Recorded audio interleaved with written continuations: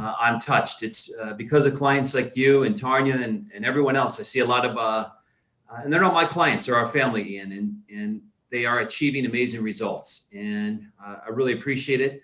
What an amazing event you're hosting today about removing barriers, because that's what it's all about, removing those barriers to get and live the life of your dreams. So for those of you who don't know me, I teach people how to connect to the life of their dreams. And I don't like to say that I'm a life coach, I'm a results coach, because my clients get the results. They take action, they're willing to be coachable, and then they do the work. They show up and they achieve amazing results in their life because they understand that the key to removing those barriers lies in their mind. And when you gain that understanding about how your mind works, then you can start to think about the illogical, right? You can do the unreasonable and become, what I like to say, unstoppable. And so I want to share with you guys over the next few minutes.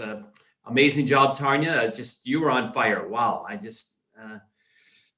So I want to share with you guys how you can now connect to the right kind of mindset to break through and bust through any barriers, a terror barrier, I call it, from stopping you to have the life of your dreams, to quiet the committee, I like to say, right? And so the challenge we have when we tell people, you guys need to change your mind, you need to change your thinking, is that we all think in pictures. And so when you ask somebody, describe or write or draw a picture of the mind, they draw a brain usually, right? And the brain is not any more the mind is than your finger. Mind is in every cell of the body, it's movement. And so where we have no image, there is confusion. And so thank goodness back in 1932, I believe, we had Dr. Thurman Fleet, a chiropractor, who said, I'm going to solve this because we have a problem in the healing arts. We're treating symptoms and not the cause. So he came up with what all my clients have come to learn and love is the stick person. And so if you're watching right now, I want you to just imagine a large circle. Just picture that as your head, right? And a line going right through the middle of that. There's a top, your conscious mind, and on the bottom is your subconscious mind. And just draw a smaller circle underneath that, a little line to connect it. That just kind of represents your body, right? Your body is an instrument of the mind. It moves into action based on what you tell it to do. Now, what we don't understand is that the majority of our behavior is habitual. And we have these things called paradigms, these mental programs. No different than when you buy a computer and you find stuff that's already been installed on there that you don't even know about. When you're a young child, your subconscious mind is wide open. And so you don't have the ability to filter out anything. And so we are programmed at a very young age how to think, how to act, how to operate. And as we go through life, we start making decisions based on that programming. And as we get older, what happens? We think we're in charge because we have free will, right, in our conscious mind. And yet we continually get the same results over and over and over again. Now, what I came to learn after many decades of wanting other results, trying other things and hoping, right, hoping things would change, was that we have to deal with the subconscious programming. It is extremely powerful. We have to realize that we have these paradigms and that we can replace them. How do we replace a paradigm? Through constant spaced repetition of doing new things in a different way every day. And that's where we create new habits. That's why you heard Tanya talk earlier about what are you planting? I like to say, what are you planting in the garden of your mind, right? The weeds or the wisdom? The wisdom to know that you have everything you already need in one form or another to have a life of your dreams. The way to have this call with Ian and Tanya, a lot of you in the UK and other people from all over the world, has always been here. Flying an airplane, always been here. And so it's just an awareness issue to know that everything's already here. That's why you can hear Ian speak and Tanya, where there's a lot of us who are coaches here, but we understand the creative mindset. There's no need to compete. Supply is unlimited. It's infinite. And so that's why we all work together. We support each other. We raise each other up. We push each other to be the best version of ourselves that we can be. We realize, right, that we have this energy flowing to and through us, God, spirit, universe, whatever you guys want to call it, right? That's not for me to decide. But that things in all times, everything's energy and they're always vibrating. And that's why when you have these limiting beliefs, these barriers, right? Doubt, fear, worry, I call them the demons of doubt, right? This thing that talks to you, negativity. That vibration is a very low vibration, which is not in harmony with what you want in your life. So most people, they visualize, right? They meditate, they pray, they have goal cards, vision boards, and yet we're in a very low vibration because while we're thinking of our goal, we have all these other things going on in the back of our mind, right? Worry, doubt, and fear. Even though I want it, I have no clue how I'm going to achieve it. And that's where we need to understand the paradigms, right? The mental programming. There is, yes, a global pandemic and a virus, but there's also a virus in our thinking. And until we understand that, we're going to keep getting the same results over and over and over again. So how do we change the paradigm? As I mentioned earlier, it comes through understanding. Understanding that your paradigms, your mental habits are running the show. They are the ones in charge. And what you want to do is you want to master the art of being calm. If you haven't read As a Man Thinketh by James Allen, you want to get that book. And you want to do something that will transform and change your life starting today. Find the chapter on serenity. Write that out. Yes, write it out by hand. It'll take you 20 to 30 minutes. And write it out by hand. It talks about calmness of mind as one of the true jewels of wisdom.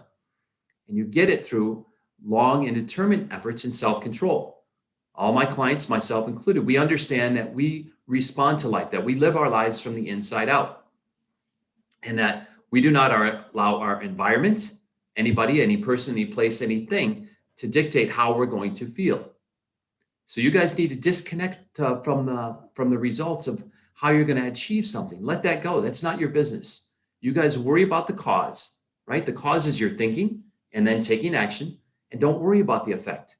With constant spaced repetition of new habits, right? Of new programming, of new ideas, you can start to reprogram your subconscious mind, right? What did Edison say? Never go to sleep without a request to your subconscious. How else can we change the paradigm? Well, my clients will tell you, we all have our unlimited life script. We see ourselves a year from now, how we want our life to be, and we live that life now. We live our future self now. We think of ourselves as a person we wish to become. We join masterminds. We join programs like mine, like Ian's, like Tanya's, and understand that we can always be working on study and knowledge. We surround ourselves with like-minded people who understand that we don't compete, we create. That in each and every moment, we're either living in fear or faith. We're in creation or disintegration. And we have accountability. All of my clients are on my phone. They are my accountability agents, and we hold each other accountable because that is your insurance policy to success. You're willing to take 100% full responsibility for everything that happens in your life, understanding that you accept it. It is what it is. You find the lesson in it. And then you forgive all the rest and you keep moving. We don't get stuck in the story. We don't get stuck in our familiar past or in a predictable future.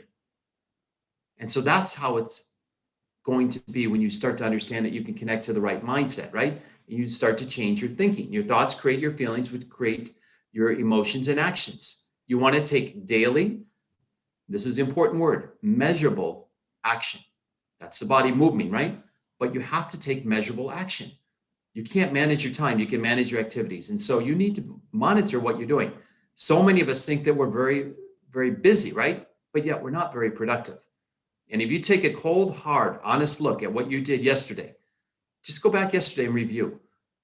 Take a sheet of paper and write out the 24 hours that were in the day yesterday. Deduct the 6, 7, 8 hours of sleep and start to write out what you did for each of those hours and start to look at how many of those activities moved you a step closer to your goal and dream, or how many of those were stopped by these barriers that we're talking about today, because we have the programming to think that we can't have, be, or do whatever we want in life. Also, what else do we do to change the paradigm? We have to understand our self-image. I encourage everybody to get the book Psycho-Cybernetics by Maxwell Maltz. It is the authority on self-image, understanding that we have two self-images, one that we project to the outside world. And I used to have this one for years, right? That everything was okay, that nothing bothered John, that life was great, and my life was perfect.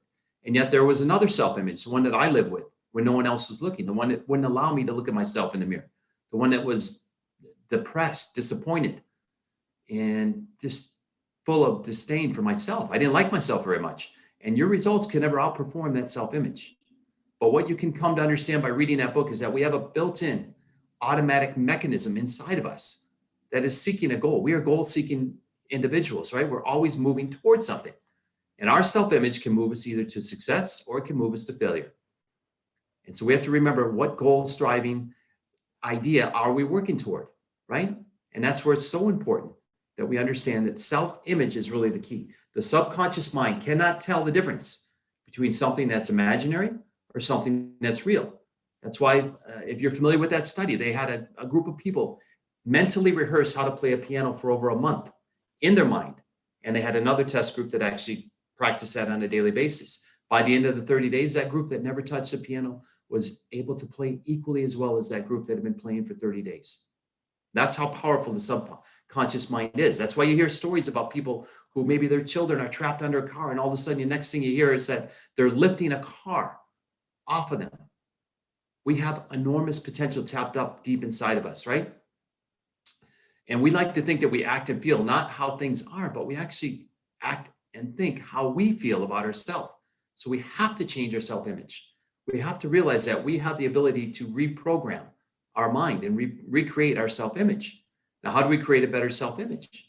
Well, first thing I do is I encourage everyone to stand in front of that same mirror, the one that I couldn't look at, and start to read the self-confidence formula, if you can find that in Think and Grow Rich. Then what I want you to do is start to create a clear image of the person you wish to become. What is it that you want? And see yourself as that person. Second, you want to create this life script. We go into that in great detail, but you want to create a life script. How does your life look a year from now? And don't live as if you need to go to somewhere. Live as if you're already there and live from that place. And the third thing, prayer, meditation. Watch and rehearse your mental movie each and every day before you go to sleep at night and the first thing in the morning when you get up. Pray and meditate and see yourself for 10 minutes. Focus clearly on that person. Feel it. Get emotionally involved with that person. Take characteristics of leaders, of people that you want to become and emulate. I have other clients that go so far as to cut out those pictures of those people. They put them on a vision board and look at them every day. Maybe one person has a characteristic of loyalty, of determination, of persistence, of commitment, of dedication, of kindness, of love, of caring, compassion. Start to change how you feel about yourself. Right? Now, another thing I want to share with you, I've got a few more minutes here. I want to share with you guys really how you can understand 4 steps that will move you through this terror barrier, right? By using your mind. And the first thing you want to do is understand that most people go through life in what I call bondage, right?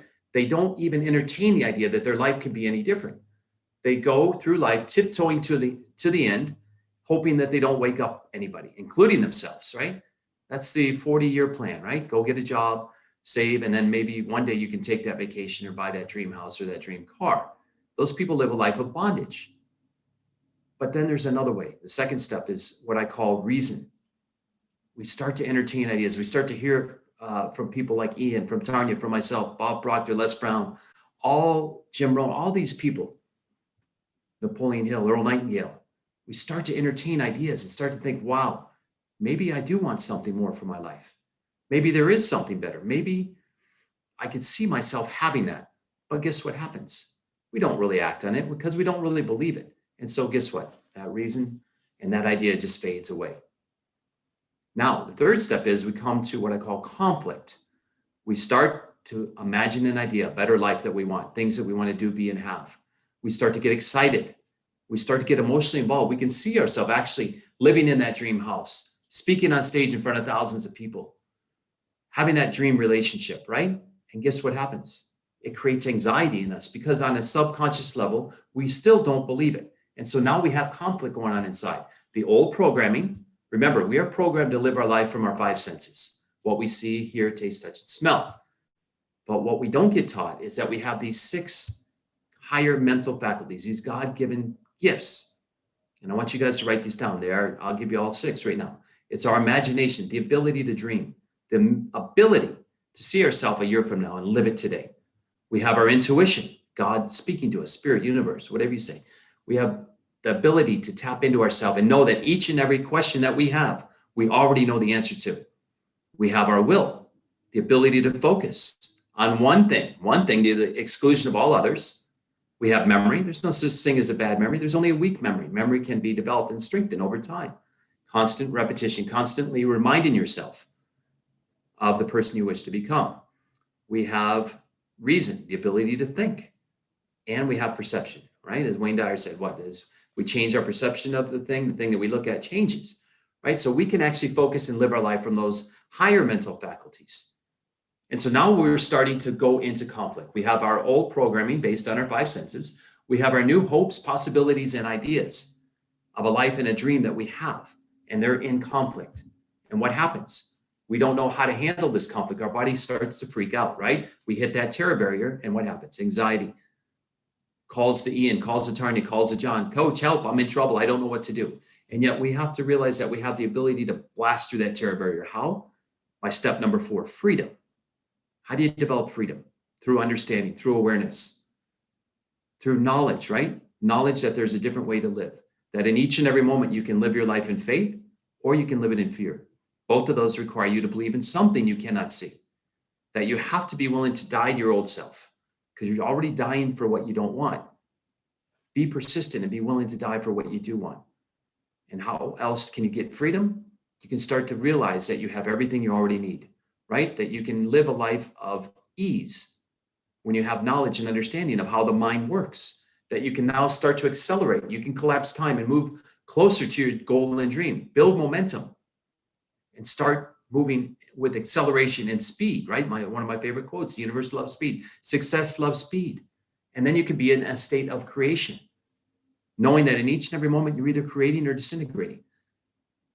So all your goals, all your dreams, all the love and laughter and light of life lie just beyond those things you cannot see. That's where the greatest gifts in life lie, in the things that you cannot see. It's in that unwavering faith, knowing that you have everything you already need, knowing that when you surround yourself with the right like-minded people, when you remind yourself on a daily basis of the person you wish to become, when you start to take new daily action, measurable action, different than you've ever done before to become someone you've never been before, then that life of your dreams is right within your grasp, that you can live a life of your dreams and that you can connect to anything, anyone, and anywhere at any time. And so I hope this has been helpful to you guys. Ian, I want to thank you for putting on another amazing event. You continue just to give, and give.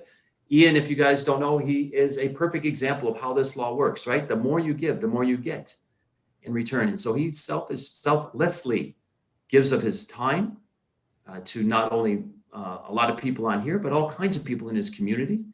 And you see the rewards. He's succeeding not because of me, but because of himself, because he's taking action. I've just been a very good student, and I'm able to facilitate sometimes for him and other people that their life can take off like a rocket ship. Ian will tell you, it just had amazing success, Tanya, all my clients. And so I encourage all of you guys to take action, right? Do something you've never done before. Connect to that life of your goal and dream. Know that it's possible and that it's necessary. Start to think theological, right? Start to do and think the unrealistic and become unstoppable.